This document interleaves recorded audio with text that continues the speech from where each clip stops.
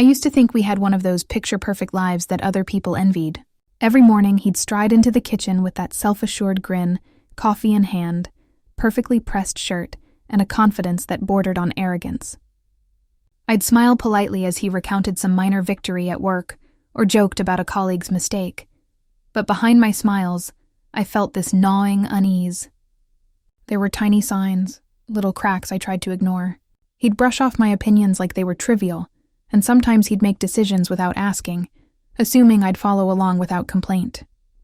On weekends, he'd monopolize the conversations at family gatherings, leaving me to fade into the background, quietly observing. Friends often said he was charming and confident, but I began to see it differently, self-centered, entitled, and blind to how his behavior affected me. Even the way he laughed, so sure of himself, felt like a reminder of the imbalance in our relationship. It wasn't dramatic or violent, just subtle, a slow erosion I had normalized. Yet, beneath it all, I clung to the idea that love required compromise, that patience could smooth the rough edges. I told myself these small signs were inconsequential, nothing that couldn't be overlooked. But deep down, I knew a tension simmered beneath our perfect exterior.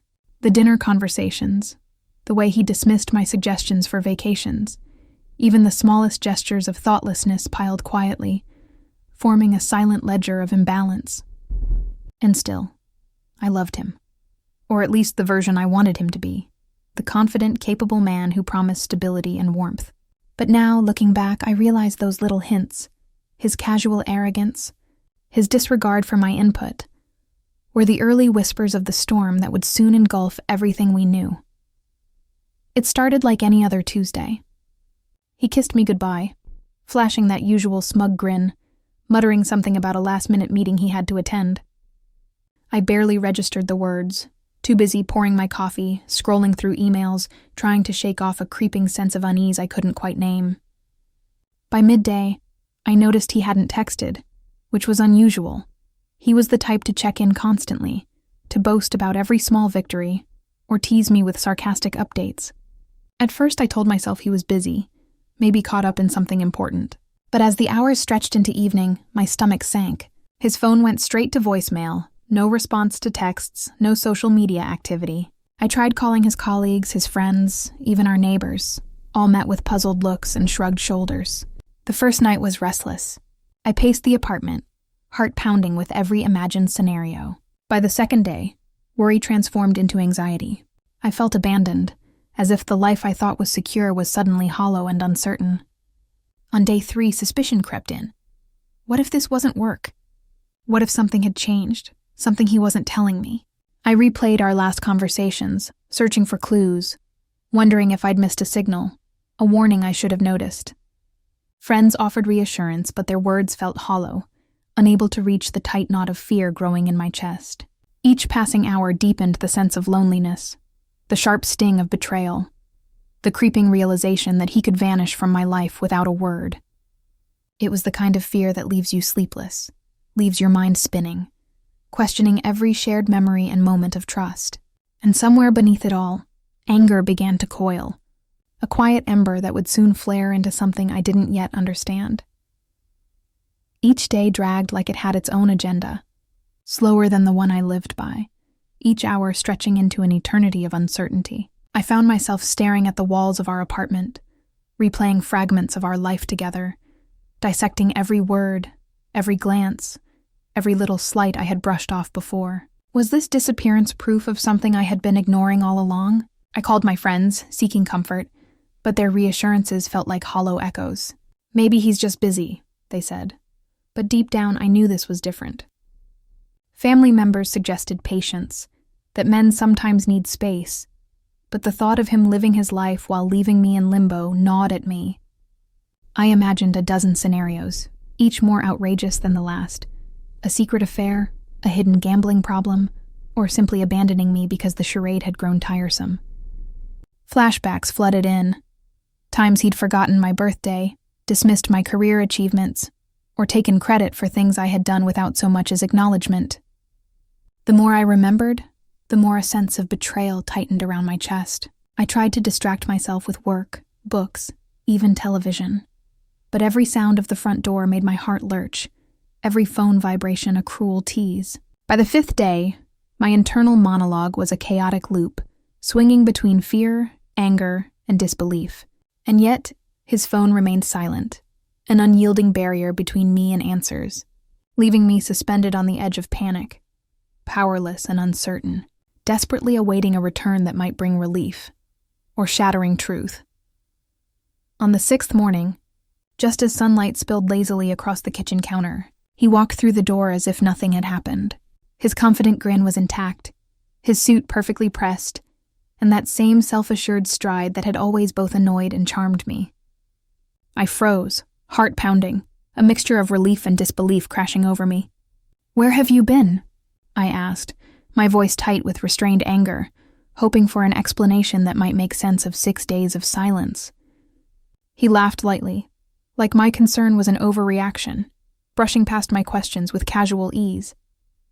"You're worried too much," he said, leaning against the doorway, one hand tucked into his pocket, utterly unbothered. The audacity stung. Every worry, every sleepless night, every anxious call had been met with silence, and now he returned as if he had been on some personal adventure, victorious and untouchable. I felt the weight of vulnerability pressing down on me, the sharp contrast of his smug composure against my raw, frayed nerves. Every fiber of me wanted to scream, to demand answers, but I swallowed the words, letting the tension build. His presence dominated the room, a reminder of the control he believed he still had. And yet beneath that veneer, I felt a spark of something I hadn't acknowledged in years. Quiet, simmering resolve. The silence between us was thick, charged, a battlefield waiting for the first move, and I realized that this return was only the beginning of a reckoning neither of us would forget.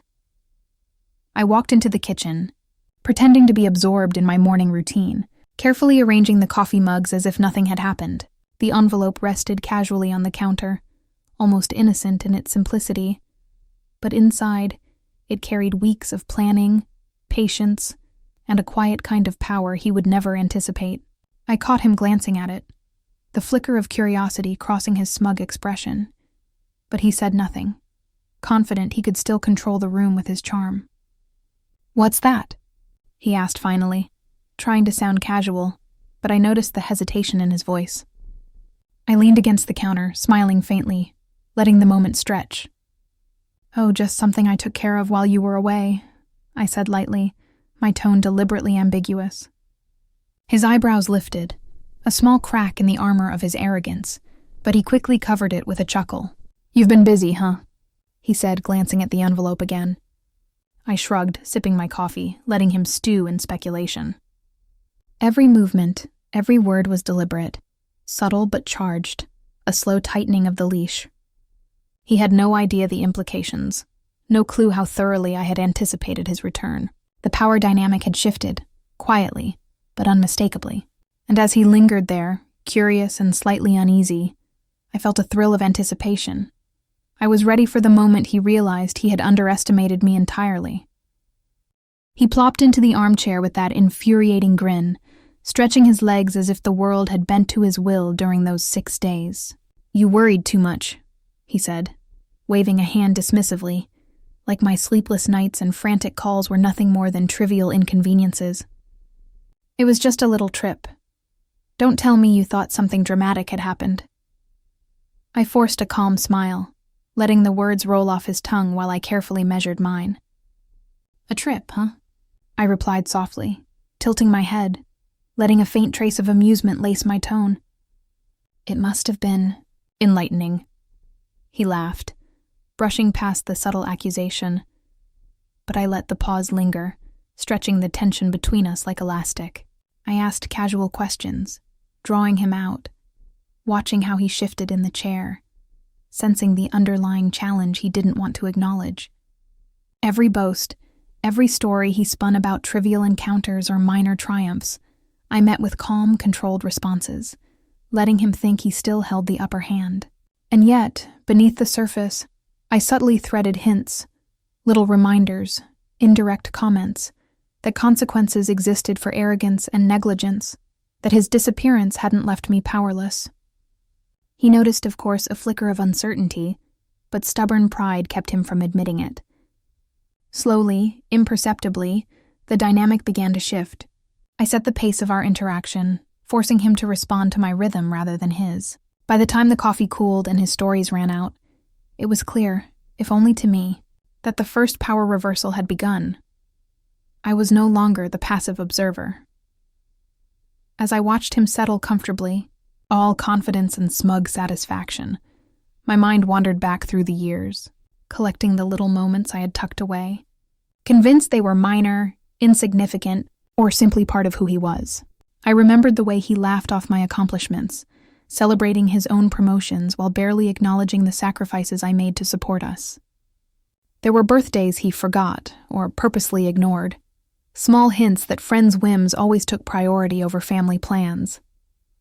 I recalled the time he borrowed money from me for a business opportunity that never materialized, then acted offended when I asked about repayment. Even the vacations we planned together often became exercises in appeasing his desires, while mine were quietly dismissed. Each memory built a pattern, subtle yet undeniable, of entitlement and disregard. I felt the weight of these betrayals pressing in, but also a clarity that had been missing for years. This wasn't occasional thoughtlessness. It was consistent selfishness. The audience, seeing through my recollection, begins to understand the scope of his arrogance, the depth of my patience, and the quiet power simmering beneath my outward calm. And as these reflections settled, the anticipation for the envelope and the coming consequences became almost tangible, an unspoken promise that the story was far from over. While he lounged in the living room, blissfully unaware, I quietly moved through my day with a singular focus, carefully orchestrating the next steps that would shift the balance of power. I organized stacks of documents, contracts, and records I had been quietly compiling. Everything that proved just how much I had been overlooked, dismissed, or manipulated. There were calls made behind the scenes, meetings scheduled with precision, and financial maneuvers designed to expose his arrogance in ways he could never anticipate. I double-checked each detail, imagining his smug grin fading as reality finally caught up with him. My mind raced through every possible reaction he might have when confronted, each scenario more satisfying than the last.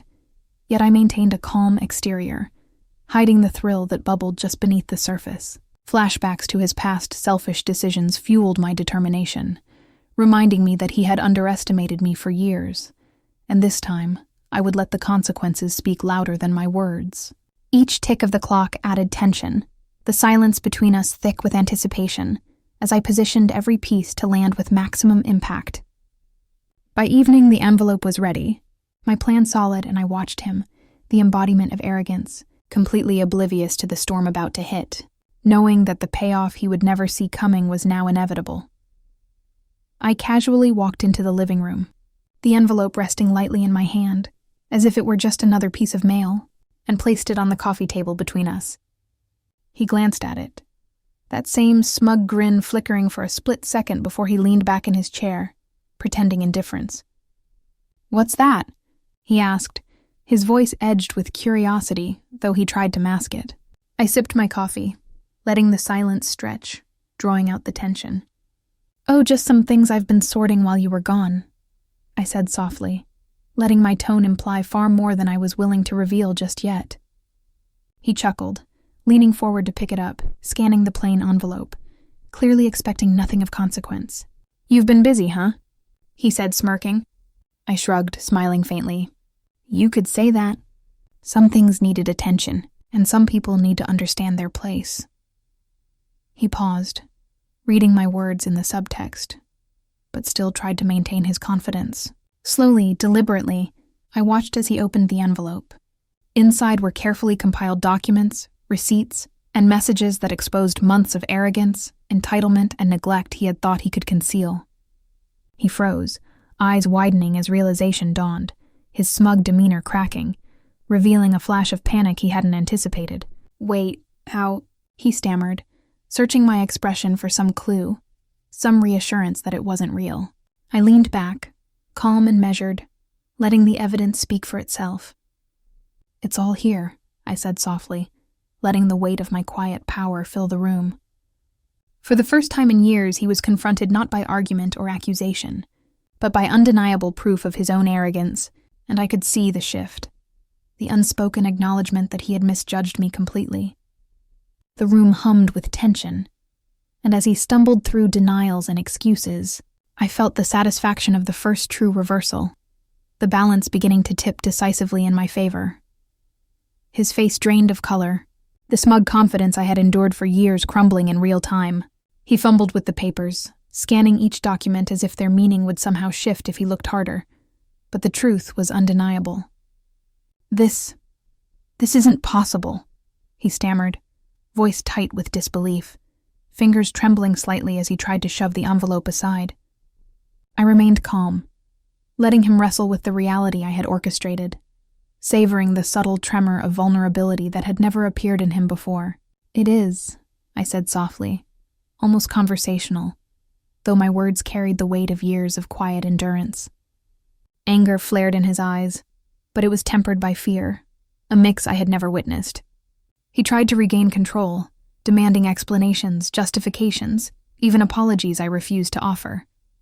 Every excuse he uttered only highlighted his arrogance, making it clear that he had not anticipated consequences, and in that room, the dynamic had shifted completely. I watched as panic and denial wrestled with his pride, the man who had been untouchable now scrambling to comprehend that he had underestimated me, that his absence and smug attitude had fueled a trap he couldn't escape. For the first time, he wasn't directing the pace, and every heartbeat of his hesitation underscored the reversal of power. And as he sat there, flushed with frustration and disbelief, the realization hit him fully. I was no longer the person to be brushed aside, ignored, or underestimated. And the consequences he had ignored for so long were finally unfolding. The following evening, I invited a few close friends and family over for what I presented as a casual gathering, though in truth, every detail had been carefully orchestrated. As he arrived, still trying to maintain that smug composure, I noticed the subtle tension in his movements, the hesitation, the quick glances, the brief falter in his confidence. The envelope had already done its work privately, but now the stage was set for public reckoning. As conversations flowed, I guided topics toward situations he could not deny. Forgotten responsibilities, neglected commitments, the arrogance he had displayed for years.